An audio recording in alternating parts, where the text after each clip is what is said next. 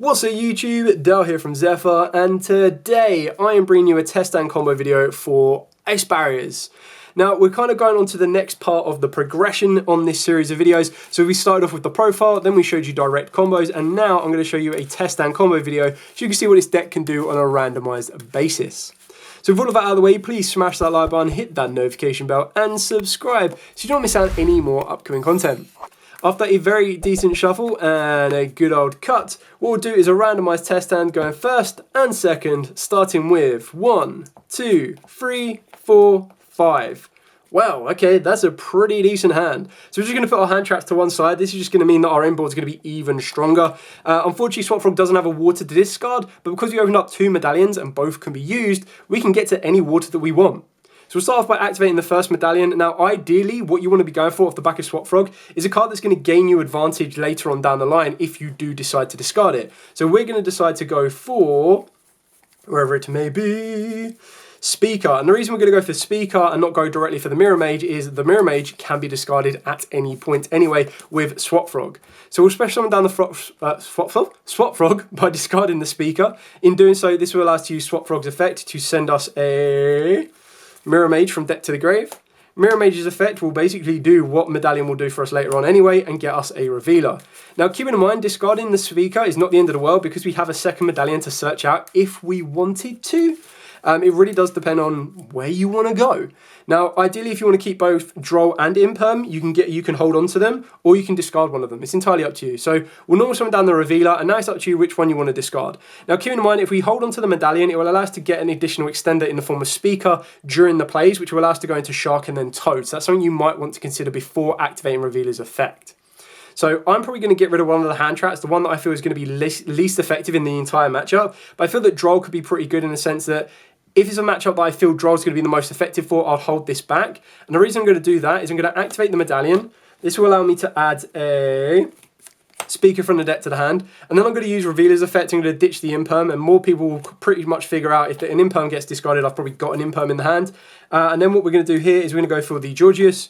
Yugioh will now trigger, and this will allow us to add a special one back from the grave or the hand. You've got 2 options here. You can special summon back the Speaker, or of course you can special summon back the Mirror Mage. It doesn't make much of a difference what you bring back, but if you bring back the Mirror Mage, you can hard mate the Toad, or of course I can just special summon down the Speaker. So it really is up to you on where you want to go. It depends if you're that worried about Nibiru or not. If you're massively worried about Nibiru, then of course you'd want to get rid of the Speaker.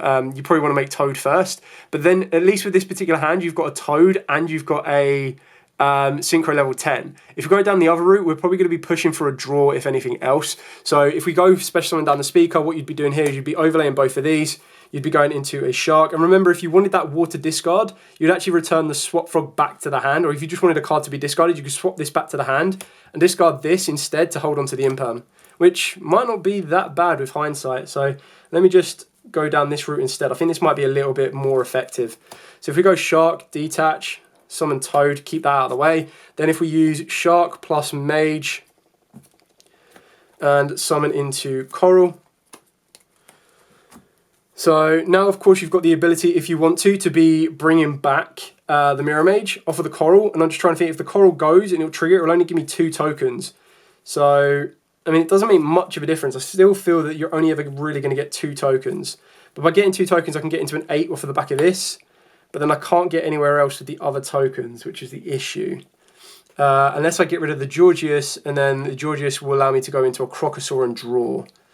So I've got a couple of different options here. I've still got Speaker. Okay, let's visualize. I'll show you what I'm talking about. So this one will allow me to special summon back a water with 15 or less attack in the graveyard. So I can bring back the Mirror Mage, great success on that one. Or of course I can bring back the Speaker. Now, if I bring back the Mirror Mage just needs to tribute off one other water or one other effect monster. Now, ideally you'd want to get rid of the Coral, but honestly, you're probably going to be better off getting rid of the Yugioh. And the reason you do that is by getting rid of the Yugioh, it leaves open or opens up your space to spawn you out the 3 tokens that you're going to want. So this is what's going to get you more draws. So obviously if I went down the other route and left the Yugioh on the board, I'd basically have a Dragite, and then I'll have a Mirror Mage in defense and a token in defense, which would be doing me pretty much nothing. Whereas by getting rid of the Yugioh and keeping the Coral on the board, I can spawn all 3 tokens, and then I can go Mirror Mage is now level 5, so Mirror Mage plus a token gets me into Coral Dragon. which will be here. And then, of course, you would use the Speaker in the Graveyard, banishing this to spawn you back a third token. And then use Coral plus the 3 tokens to then go into Crocosaur, wherever it may be. And then Crocosaur is going to allow me to refresh my hand. So I'm going to go Chaining 1, Chaining 2, so draw 1 off a Coral Dragon, which is an Ash, nice. And then Crocosaur's going to draw me 3. 1, broken, 2, 3.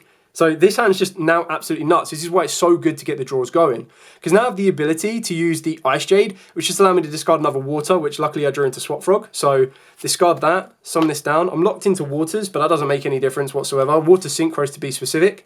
We'll spawn a Ice Jade token, which is level 3. Synchro both of these together. And this then lets me get into a Lancia. So obviously my hand's going to be a little bit weaker on the Crocosaur because they're all hand traps. So I'm not really going to be using this effect to discard and pop unless I feel that it's more effective for me. But ultimately what I've got here is I've now got a Totally Awesome, which will allow me to add back an Aqua anyway, so it will make this stronger and then still mean that I can keep one of the hand traps. The Coral's the only one that's on the board that is less effective to keep there. But even then, if my opponent special summons a monster, except during the damage step, I get to special summon an Ice Barrier monster from the hand, deck, or extra deck, or graveyard. So I can use that twice. So the first one, you're probably going to want to go for your General Ryo. And then straight away your General Ryo makes it that every time your opponent's monster effect is activated on the field, they have to discard one card or the effect is negated. So they're just going to burn through their hand resource. So I've obviously got an imperm to negate it anyway, so that's dealing with 2 cards. And then if they do it again, I've got a couple of options here. I can go for option number 1, which will mean going straight into, wherever it may be, Warlock. Obviously Warlock's going to be a little bit easier to kill, but if I don't let my opponent get to that point to try and kill me, then it doesn't matter. But while you control an Ice Barrier monster, both players must set spells and traps before activating them and cannot activate them until their next turn. And obviously these 2 are unaffected because they were set the previous turn anyway. So this one pretty much slows my opponent's back row down. So it now means that if they do have any more spells and traps, they're not going to be able to proceed without getting a monster to the board. So I could start with this one if I wanted to instead of that. You then have other Ice Barriers that you might want to consider going for. So obviously you can go for your Georgius, and by bringing out the Georgius, they cannot activate the effects of monsters in the graveyard. So it depends if you need to lock out the graveyard or not. Then you've got Speaker of the Ice Barrier. So defense position monsters your opponent controls cannot change their battle position. So again, it's a nice way to kind of freeze them into defense. And then Wayne, spells and traps from the field are sent to the graveyard instead. And if I do go for Wayne, then it'll give me a spell and trap to come back on. But the fact of the matter is they've got to play through an Ash, a Droll, an Imperm, a Cool Buy, possible Crocosaur, definitely a Totally Awesome, and then this is going to be a bit of a pain that they've got to try and deal with. Otherwise, it's just going to keep spawning out these monsters, and then that's just going to pretty much lock the board down. And then the next turn, I draw 1 for turn, and I've got 3/3 there, 2/2 there, 2k there. I still have the ability, if I wanted to, choose Coral, as long as I get rid of the monster that's in its zone, and then I'm good to continue to build. So, really, really kind of cool there. Even at the end of the day, if I just left myself on a Toad, plus a Coral, plus a Crocosaur with, like, those 4 cards, if none of those cards led to a Lancia, like, the hand was still decent. Like, it still had the hand traps it needed. It still had the disruption. Like, open up the Ice Jade just was the icing on the cake. No pun intended. Because it allowed me to add that Lancia to the board. And that's ideally what you'd kind of dig for. You're trying to dig for your Georgius, or you're trying to dig for the Ice Jade in order to do that. Anyway, now let's show you what the deck can do going second. So obviously going second is going to be a little bit more trickier because there will be more forms of interaction from your opponent. But in this current game and state, most of that's going to probably be coming from the graveyard. There's no like Omni Negates anymore with Barons and stuff, or very few Omni Negates with Barons and stuff anyway. So after a very decent shuffle and a good old cut, this is obviously the weaker way that the deck wants to go. The deck ideally wants to be going first, but you still have the ability to make plays should you need to. So 4, 5, no hand traps, 6. Okay, so we've got 2 Ice Jades. We've got the ability to get into a Synchro level 10 straight off the bat, and we've also opened up Swap Frog, so we're in a really good position here. So we'll use the Ice Jade, we'll discard the Ice Jade. This is straight away is going to put your opponent under a bit of pressure because they kind of want to stop the Ice Jade, because as soon as you get to do this, you can go, okay, cool, well, I'm going to go more aggressive. So I can go for a Lancia, and if they want to special summon, I'll just spawn and spawn. And if they get rid of this, I can spawn. Or, of course, I can go directly into the Ice Shade Adjarine, and this will cause them a couple of issues. Or, if I want to go all-out aggression, I've got the ability of the Supreme Sovereign. So, you've got an option of 1 of 3 there, and you haven't even conducted your normal summon, and straight away it puts your opponent under a bit of pressure. So, you really kind of need to read the board and like the deck that your opponent's playing as to whether or not which will be the most effective. I'll go with Lancia because I feel this might kind of cause them the most issue. But obviously, your out-and-out aggression will be the Chen Ying.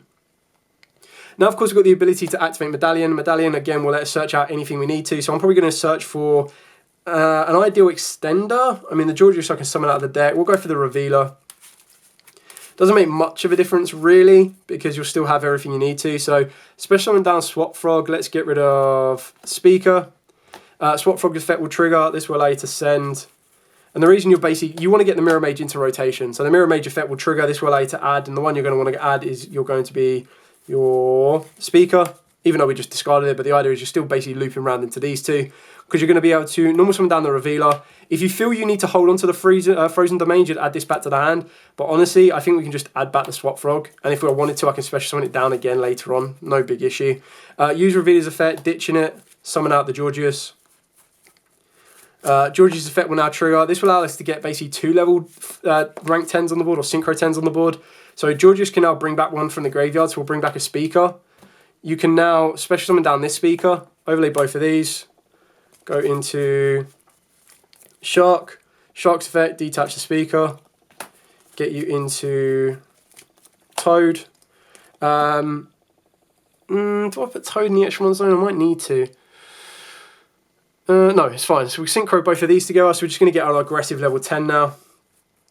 So go into our Chengying. Of course, you can go into the Ice Jade if you want to. It doesn't really make much of a difference. And as long as you control an Ice Jade monster, which you do, you can now use the Speaker's effect to banish this to spawn you a token. And because you banished, you can now trigger the Chengying. Great success. The only issue is you've got to be very careful because you have locked up all your zones for your Lancia. So be very careful on that one. You then use the token plus the Bahamut Shark, because obviously Bahamut Shark can't attack directly this turn. This will get you into the Coral.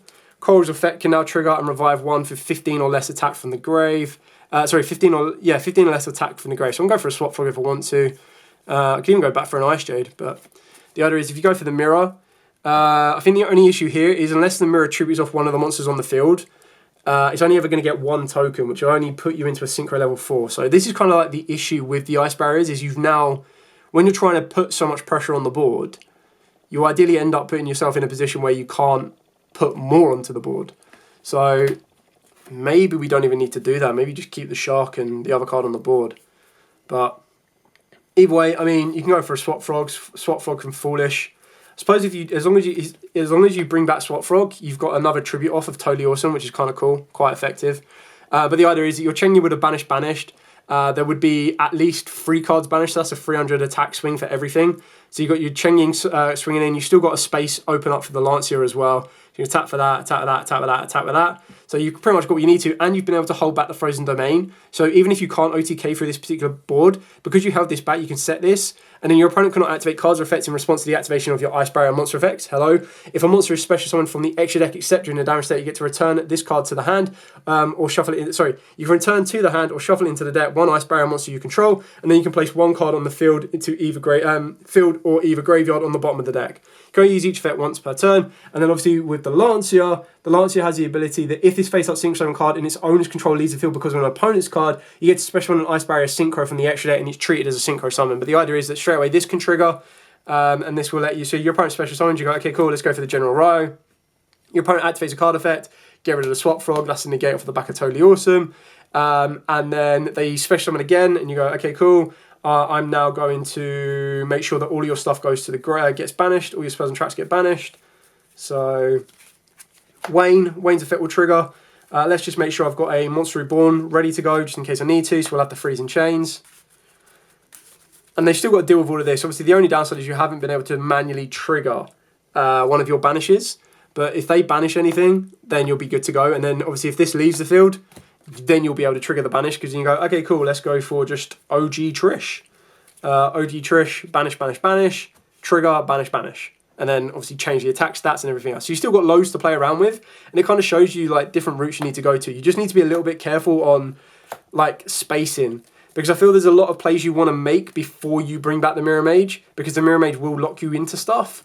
But then you also need to be slightly careful as well, because by bringing back the Mirror Mage, you want to make sure that you can, within reason, produce free tokens. More times than not, I think you're always wanting to produce the free tokens, unless you have another tuner on the board. So, like, unless you have a Yugioh on the board and you're like, I just want to do 2 to get into a Dragite, you pretty much just kind of leave it there. So that's one thing you always need to consider with the ice barriers. But the deck is really, really fun.